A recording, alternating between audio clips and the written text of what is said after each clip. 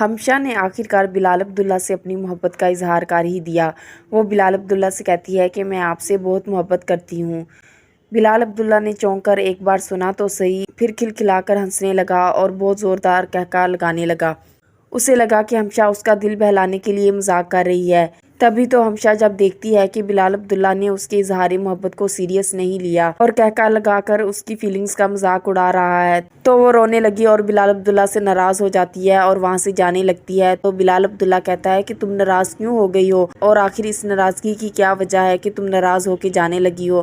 لیکن ہمشا تو وہاں سے چلی ہی گئی کہ اپنی محبت کا مذاق اڑتے نہیں دیکھ سکتی تھی۔ دوسری طرف صدف جب عمار کو ٹھکرا کر گئی اور اسے چھوڑنے کی دھمکی دے کے گئی تو عمار کو بھی لگا کہ اسے تو دانیہ سے کبھی محبت تھی ہی نہیں، وہ تو شاید صدف کو جلانے کے لیے دانیہ کے پاس جایا کرتا تھا۔ اس لیے تو وہ جلدی سے ہمشا کے پاس گیا کہ ہمشا ہی کچھ کر سکتی ہے اور ہمشا ہی صدف کو منا لے گی۔ وہ ہمشا کے پاس جا کے ساری سچویشن بتاتا ہے تو ہمشا کو بہت غصہ آ گیا، کیونکہ ہمشا جانتی ہے کہ پھر صدف نے عمار کو چھوڑ دیا تو بلال عبداللہ ایک بھی پل نہیں لگائے گا صدف کو اپنانے میں، اور بلال عبداللہ تو پھر صدف سے شادی کر لے گا اور یوں اس کی محبت ادھوری رہ جائے گی۔ اس لیے تو یہاں پہ غصہ کرتے ہوئے عمار کو کشن دے مارتی ہے اور اسے تو جان سے ہی مارنے کی کوشش کرتی ہے، کیونکہ ہمشا ابھی تو بلال عبداللہ کے قریب آنے لگی تھی اور اس سے اظہار محبت کرنے لگی تھی اور آہستہ آہستہ اسے اپنی محبت کا یقین بھی دلوائے گی۔ لیکن ایسے میں اگر عمار اور صدف ایک ساتھ نہ رہے اور الگ ہو گئے تو یہاں پر ہمشا بھی کچھ نہیں کر پائے گی، بلال عبداللہ کے قدم صدف کی طرف بڑھنے سے نہیں روک پائے گی۔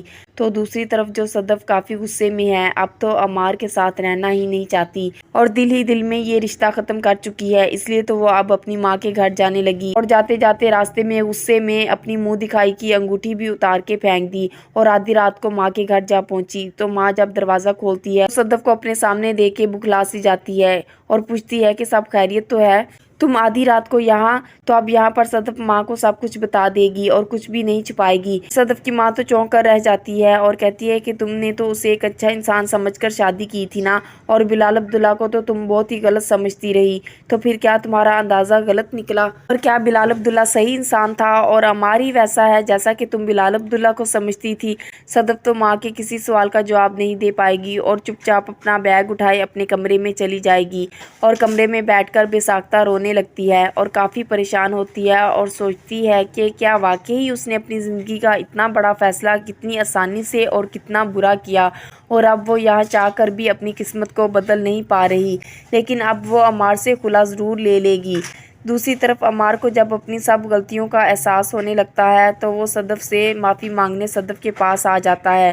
یہاں پر صدف تو اسے کسی صورت معاف نہیں کرے گی اور اس کے ساتھ واپس کبھی نہیں جائے گی۔ یہیں سے صدف اور عمار کی کہانی کا بریک اپ سٹارٹ ہو جائے گا اور اس کے بعد بلال عبداللہ اور صدف کی محبت کی کہانی شروع ہو جائے گی۔ مزید ویڈیوز کے لیے چینل کو سبسکرائب اور بیل آئیکن کو پریس کرنا مت بھولیں۔